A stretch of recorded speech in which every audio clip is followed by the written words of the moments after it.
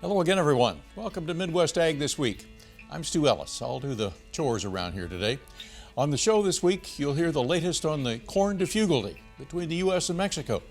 You'll see where the next pipeline is going through central Illinois. We'll mitigate some stress, prime the pump on the African economy, and check on the weather for the coming year. And there's even more. Sit back. We'll tell you all about it.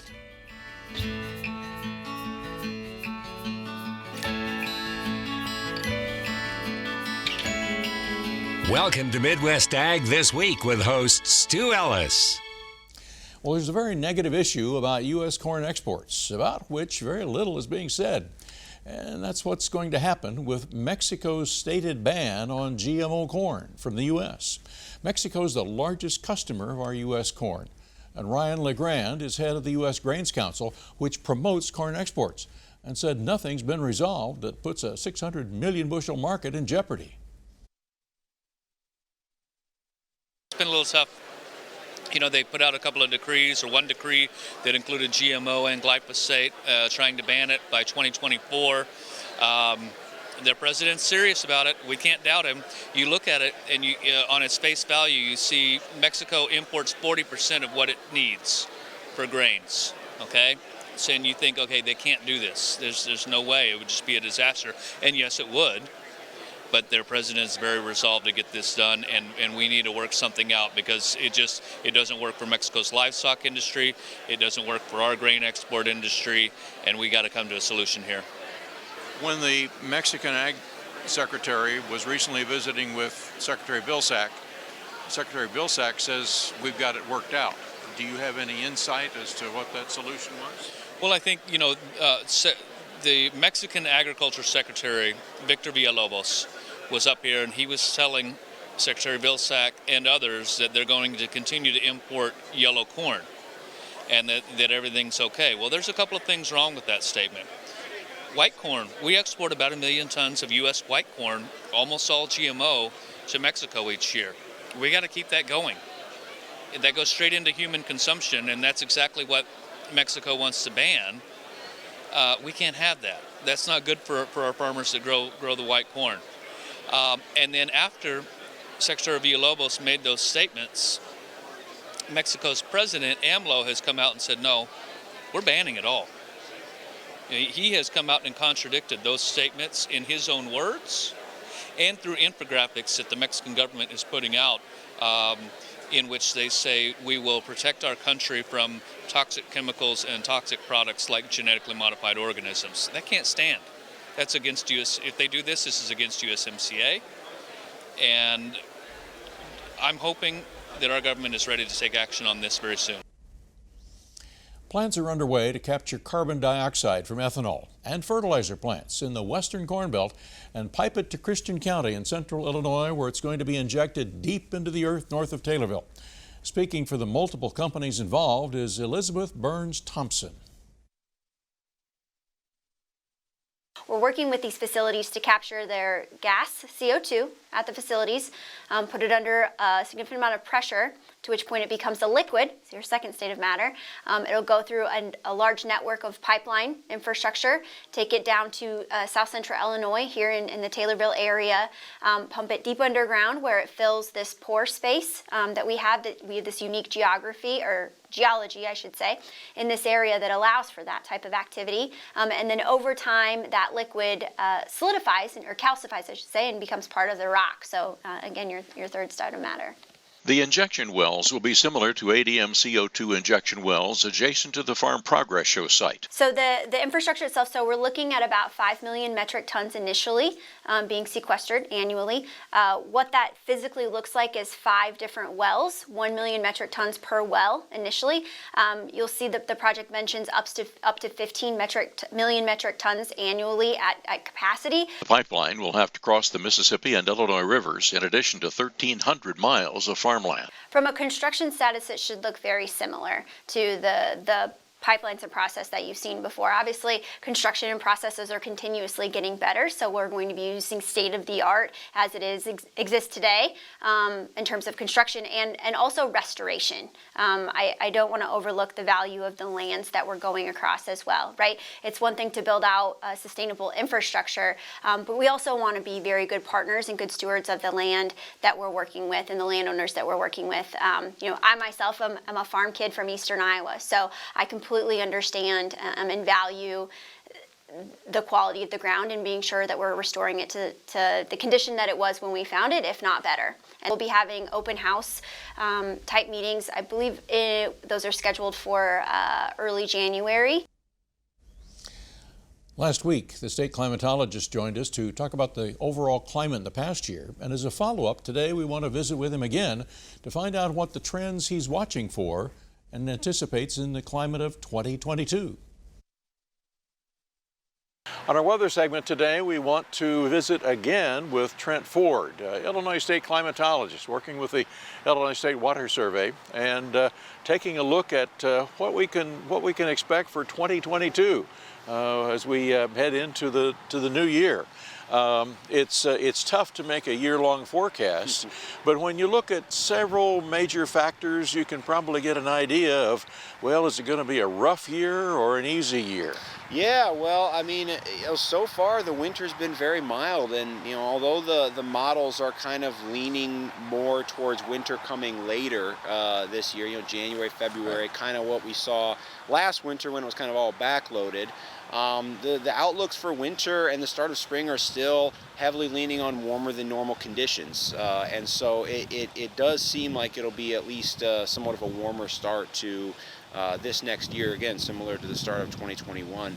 As you mentioned, making predictions more than just a few months out is really, really challenging. But, one thing that we do want to take note of is that we are starting to come out to the beginning of 2022. We'll start to come out of our second straight La Nina year. Right. It's called a double dip La Nina, when we go from La Nina in one year straight into La Nina the next year without going back to a neutral or an El Nino stage. And, we do see a lot of variability between La Nina years, especially those double dip La Nina years, but we can have a tendency in the middle part of the U.S., that includes most of central Illinois, to go into a little bit of a drier period, especially in the spring and early summer following those double dip La Ninas. Now, it's not a guarantee, and the models that far out, it's really challenging to pick up anything more than just a tendency, but that's something that we'll want to watch coming into the latter part of winter, early part of spring. Now, here in central Illinois, we've had enough rainfall, in some cases too much rainfall, to guide us through. So our soil moisture reserves are really good, especially deep soil moisture reserves. So we have that buffer to deal with if we do go into a little bit of drier period. Area I'm more worried about, or would be more worried about if we did go back into a dry spell in the summer, would be northern Illinois, because they have had a hit from this last year's drought. And so that's kind of the one thing I'm kind of keeping my eye on, to see if patterns are shaping up in late winter, early spring that could make us more of a dry pattern. But there's really nothing that we're picking up on right now as far as that's concerned. Coming up, responsible ag. Welcome back to Midwest Ag This Week. There are a lot of hazards in agriculture. Fuel or pesticide spills, employee injuries, tank trucks that may swerve out of control, and agriculture can get a black eye. But there's an organization that's working to ensure that doesn't happen, with audits of agricultural retailers to protect the public and farmers. Many agricultural organizations are certainly aware of safety. Kevin Fry is Safety Services Manager at Growmark, but really part of a major organization across the country to make sure that the environment, employee safety, and transportation is well taken care of. And that's what Responsible Ag is all about now. That's a new organization. Responsible Ag, yes, and actually it was started back in about 2014, so it's been around now for 7-8 years, and it was founded by the Ag Retailers Association and the Fertilizer Institute that really merged together, said we really want to create an organization that can assist agricultural facilities to make sure not only be compliant, but safe for the environment and the community as well. Okay, and how do you do that? Well, what they did was devise a very thorough and detailed audit. And a lot of these audit questions are based on regulatory issues that would be OSHA related for employee safety, or DOT for transportation safety, or even EPA for environmental. But it even goes deeper than that into what we'd call best practice things that are just good things to do regardless of regulatory compliance. So there's a very detailed audit that has over 400 questions in it, and you go out to a facility and you go through the paperwork, you walk through the facilities, and just to make sure everything is the way it needs to be, to make sure that it's just a safe environment for not only the employees but the community as well as the customers. Right now I believe there's over 2,000 companies that are part of this program.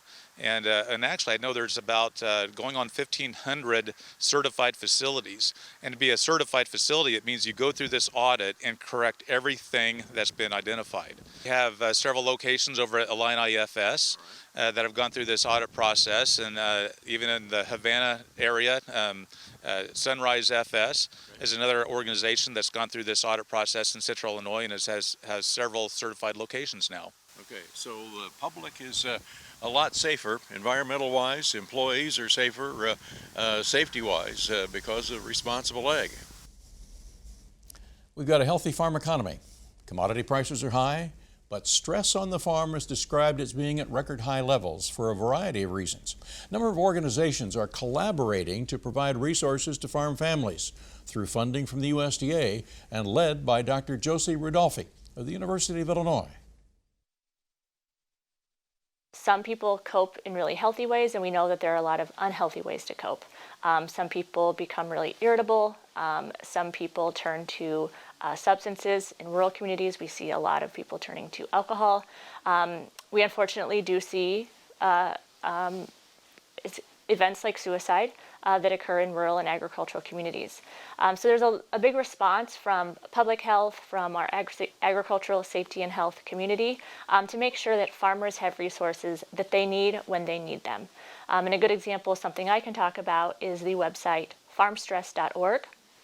That was developed by the North Central Farm and Ranch Stress Assistance Center, which is a 12-state, 15-organization collaborative. And our mission is to really expand farm stress and mental health resources in the North Central area, which includes Illinois. Right, so we really consider this kind of the one-stop shop for resources, regional resources, nationwide resources. So if you go to farmstress.org, you'll be able to peruse like our clearinghouse website, which includes things like telephone helplines and hotlines, national hotlines, but also state-specific hotlines. We also have a lot of print materials available for people to download and to read. Okay. Has USDA or Congress or any agency in Washington responded to this? Absolutely. So USDA is very aware of what's happening. In 2018, the Farm Bill actually allocated funds for this Farm and Ranch Stress Assistance Network. So the USDA funded 4 regional centers.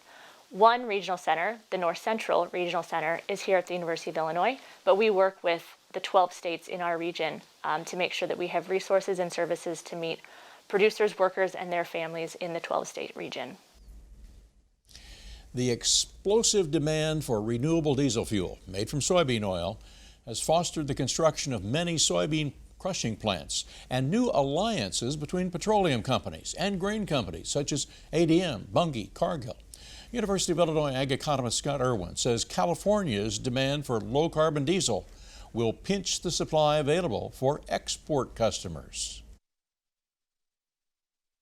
To supply all of the plants that are being built, some of them are going to rely heavily on soybean oil, corn oil, those kinds of feedstocks.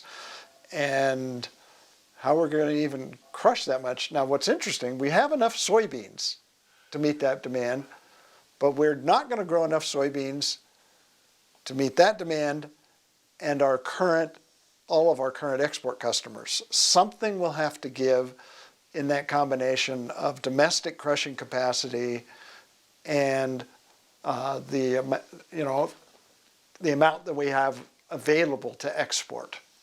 So this is a very dynamic situation in a great deal of flux, and the ultimate impact's really going to depend on how far that carbon mitigation policy like California's spreads across the country. If it doesn't, there's a lot of these plants will never end up getting built, or they won't get finished, or they won't come online, because they're going to saturate California pretty fast. And I would assume that servicing the domestic demand for renewable diesel will probably shun the export buyers in other countries that want soybean oil from the U.S. Well, it can be. Again, it's a function of the supply of credits relative to the demand for credits in this California-type system. There's other sources of the credits that are needed to comply, and the price of carbon, and then literally the policy rules that determine your carbon scoring on these different fuels. If you thought what we have dealt with before was complicated, Stu, you throw in the LCFS and these carbon calculations, and it really is mind-blowing. Coming up, College of Aces extending its education across the pond.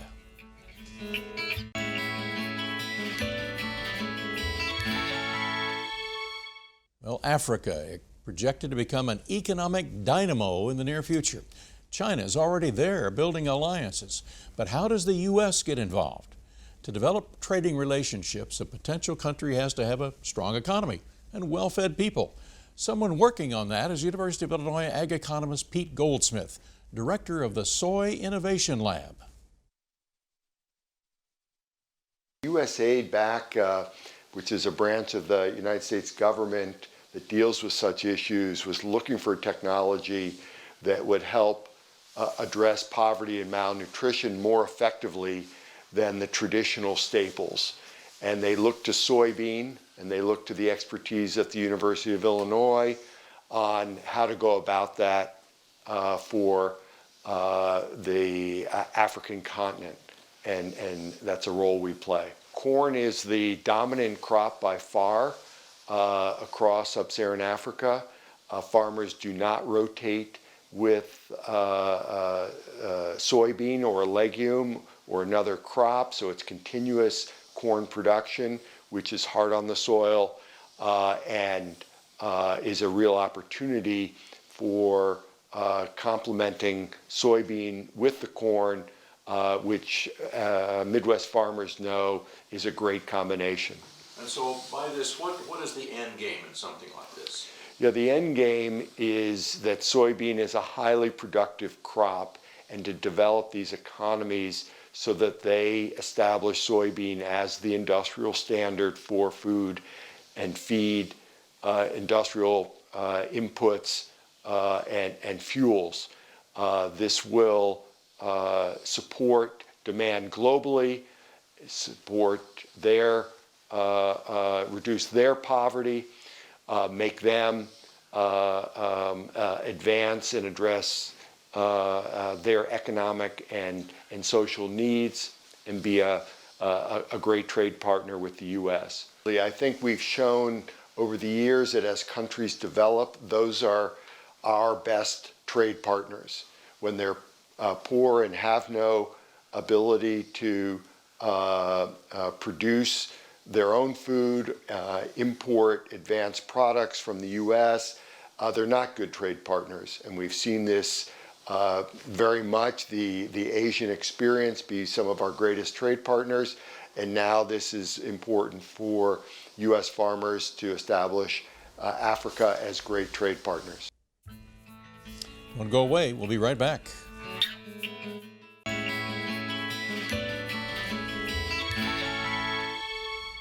Well, last week we prepared our farm equipment for a cold winter.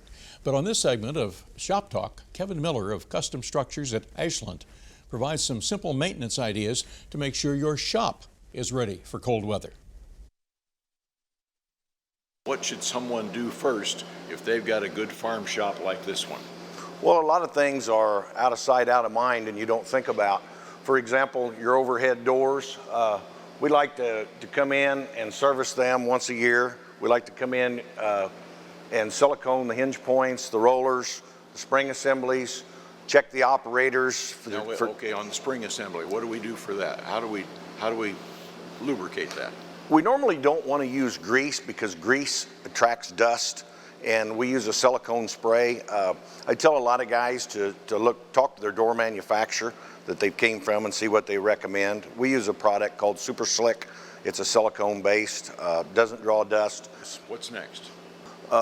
Exhaust fans. This shop has a big exhaust fan with an intake, and go through and check and make sure the seals are tight on it, that the louvers are closing tight when you shut it off. Does it have a filter that needs to be cleaned? Most of those don't. Some do if they do much painting in the shop, but this one doesn't. Okay. It's just trying to keep that cold air from rushing in. Sure. Okay. What's next? Your heat system always should be checked. This shop has in-floor heat. It doesn't hurt to go in and check your heat source. This is gas fired. Check your heat exchanger. Check your... What needs to be checked on that?